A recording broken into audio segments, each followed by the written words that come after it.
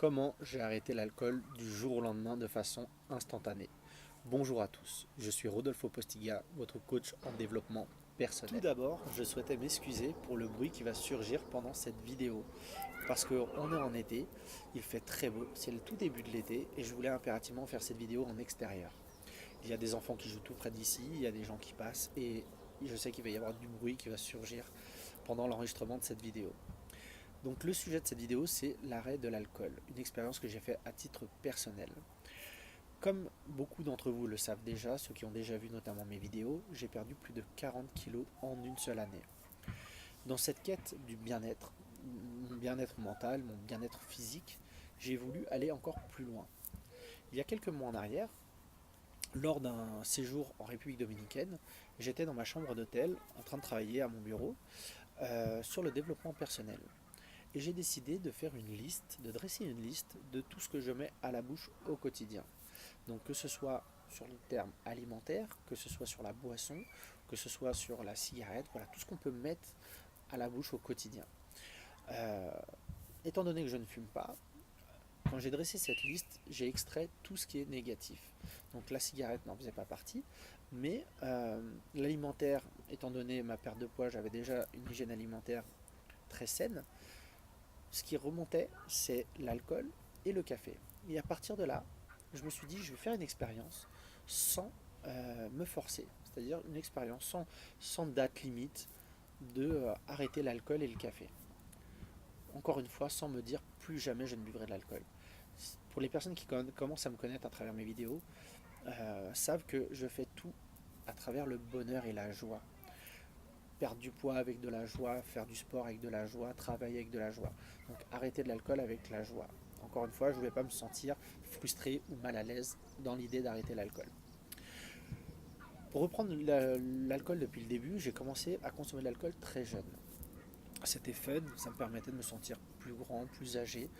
C'est ce qu'on cherche souvent quand on est jeune, quand on est adolescent, vouloir faire comme les grands. Et au fil des années, l'alcool a été associé au plaisir. Boire un apéro, boire du vin avec un bon repas, un digestif, voilà, sans forcément être dans de la dépendance ou dans de l'excès, ou du moins de l'excès régulier, parce qu'on a toujours de l'excès par moment.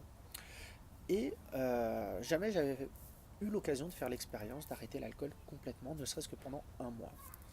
Et lors de donc, ce séjour en République dominicaine, après avoir dressé cette liste, je me suis dit je vais faire donc cette expérience d'arrêter l'alcool. Aussi bête que cela puisse paraître, bah, j'étais en all inclusive et donc j'avais l'alcool à volonté inclus. Et je me suis dit c'est le moment idéal pour faire cette expérience. Donc j'ai cessé l'alcool instantanément. Quand j'ai fini de dresser cette liste et quand je me suis fixé mon objectif, j'ai vraiment arrêté l'alcool ce moment-là. Donc c'était au mois de février de cette année. Et les jours ont passé, j'ai commencé petit à petit à modifier mon quotidien. J'adore boire les pina coladas en République dominicaine, boire de la piscine ou de la plage. Donc j'ai commencé à consommer des pina coladas sans alcool. Le vin à table, tout ce qu'on peut boire pendant un repas, surtout pendant les vacances, j'ai modifié ça également par de l'eau, par des jus. Voilà, j'ai modifié ça.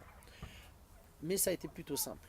À mon retour en France, ça a été le regard des gens qui a été assez stupéfait de ce changement.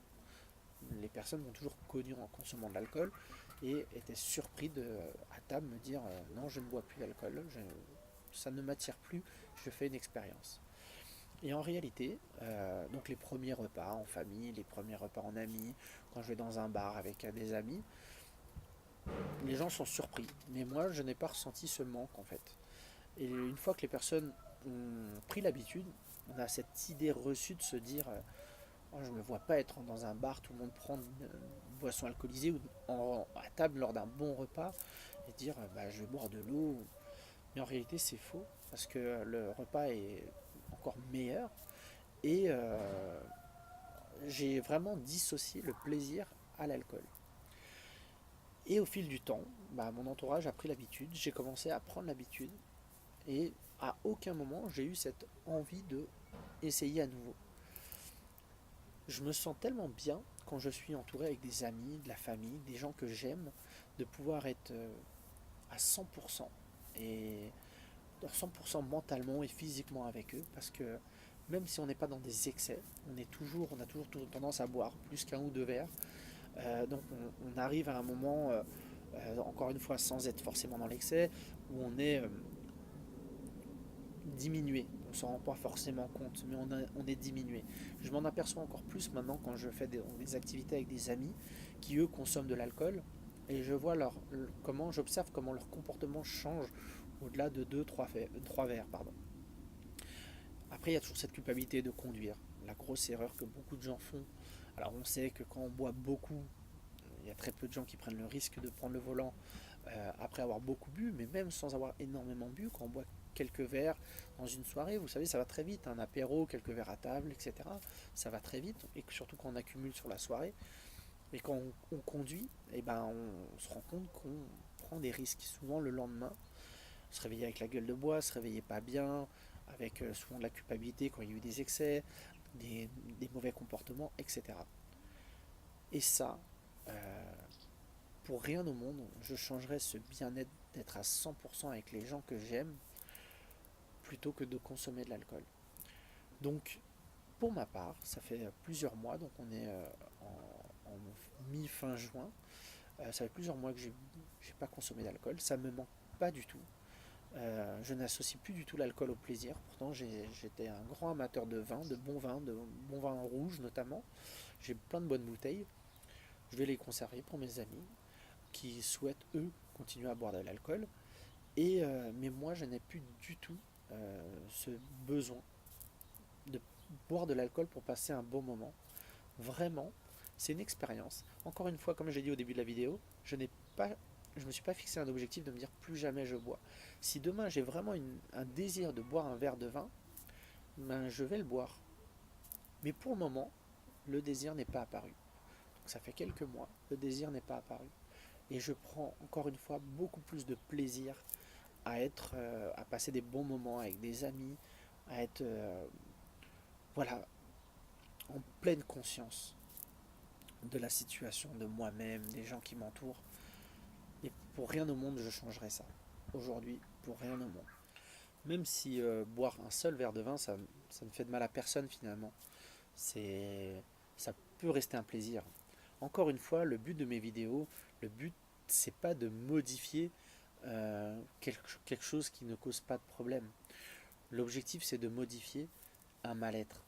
Souvent, quand on commence à boire plusieurs verres d'apéro, plusieurs verres de vin, dès qu'on touche un excès, c'est qu'il y a une raison derrière.